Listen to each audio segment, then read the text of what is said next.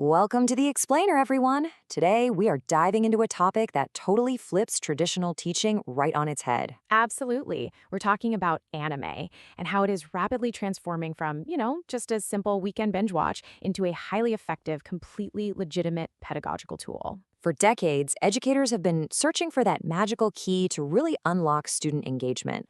Well, what if that key has literally been hiding in plain sight, right on the screens of millions of students worldwide?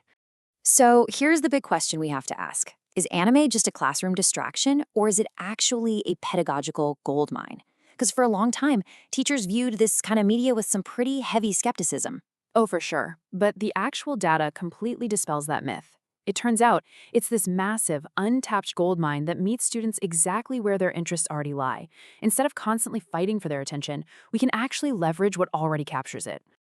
Okay, so here's our syllabus for today's explainer. First, we'll look at the ultimate engagement tool. Second, teaching STEM and history. Third, we'll cover media literacy and empathy. Fourth, using it as a gateway to language acquisition. And finally, we'll wrap up with a quick practical guide on curating for the classroom. All right, jumping right into section 1, the ultimate engagement tool. So, modern educators are just constantly facing this massive challenge of finding innovative ways to capture student attention. Let's be real, traditional academic subjects can often feel super dry and intimidating. A dense textbook chapter on cellular biology or feudal history, that can easily make a student's eyes glaze over. Exactly. But here's the game changer. Because students consume anime voluntarily and, honestly, enthusiastically, those exact same intimidating subjects suddenly become incredibly accessible. We're basically taking the friction entirely out of learning. What we're doing is strategically bridging that gap between entertainment and rigorous academic content. By framing these complex concepts through the lens of a medium students already love, educators are seeing engagement levels just drastically increase. And, it's really important to highlight, this isn't about dumbing down the curriculum at all. It's about translating it. It's a brilliant pedagogical pivot. Moving on to section 2, teaching STEM and history. Now, you might be wondering, okay, sure, it's engaging, but can it actually teach real hard facts? The answer is a resounding yes. Ah, totally. Let me geek out for just a second here, because far from being simple entertainment, a lot of these series are deeply rooted in real-world science and history. Take a show like Cells at Work, for example. It animates human biology with remarkable scientific accuracy. The white blood cells, red blood cells, platelets, they are all personified, and their interactions literally mirror actual biological responses to pathogens. It is incredible. It really is. And going way beyond STEM, we have these sweeping historical epics that introduce students to feudal eras, or shows that intricately weave in complex global mythology.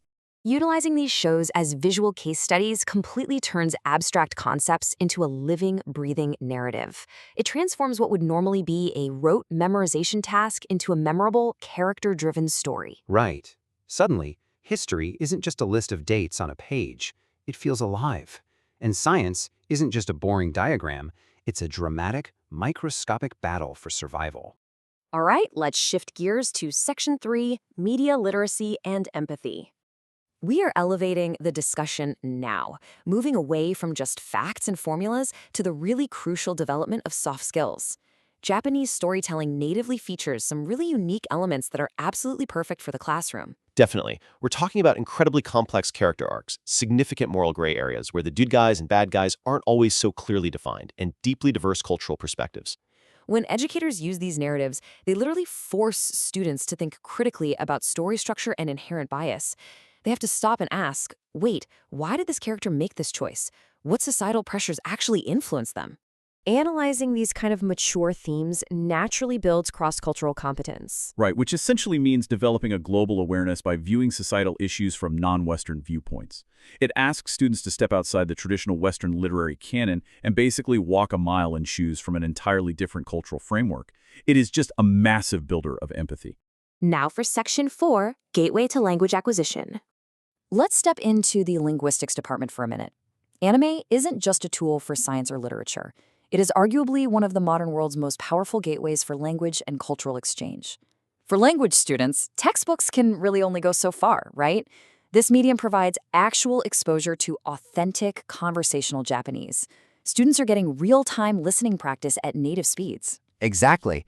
And they're hearing specific regional dialects they might never ever encounter in a standard language course. Plus, it naturally introduces viewers to Japanese customs, societal etiquette, and rich folklore, all at the exact same time. Fostering a broader appreciation for global diversity and inspiring lifelong curiosity. That right there, that really is the ultimate academic victory. When a student starts watching a show just for the action or the comedy, but ends up deep diving into folklore research or downloading a language app, that sparks a lifelong curiosity about foreign languages and cultures that extends way, way beyond the four walls of a classroom. Finally, let's talk logistics. Section 5, Curating for the Classroom. Fully acknowledging the practical needs of forward-thinking educators, how do we actually implement this? Well, it really comes down to a simple three-step blueprint. Evaluate mature themes, ensure age relevance, and align heavily with academic content. Careful review is totally mandatory here, just like it is with any Western television or movie. But if school administrators and teachers follow these steps, making sure the content is age-appropriate for the grade level and tied directly to the curriculum, it can be deliberately and safely selected to act as highly effective visual case studies. So, we've seen today that anime is far, far more than just a distraction. It's a bridge to deeper engagement, it's a living narrative for complex sciences, it's a profound developer of empathy, and a true gateway to the world. The tools for modern, highly engaged learning are already sitting right there in our students' hands. I guess the only question left is, are traditional classrooms ready to embrace the future of globalized education?